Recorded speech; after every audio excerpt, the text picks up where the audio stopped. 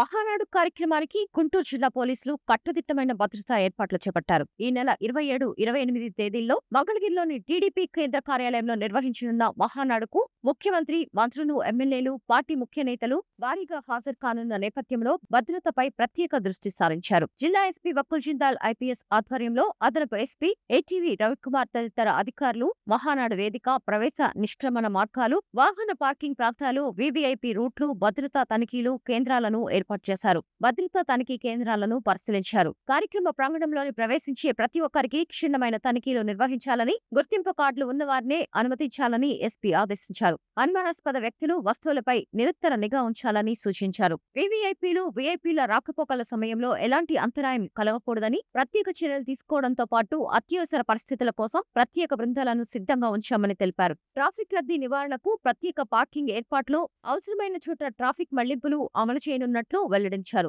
మహానాడు కార్యక్రమం ప్రశాంత వాతావరణంలో విజయవంతంగా జరిగేందుకు ప్రజలు, కార్యకర్తలు పోలీసులకు సహకరించాలని జిల్లా ఎస్పీ వకుల్ జిందాల్ కోరారు.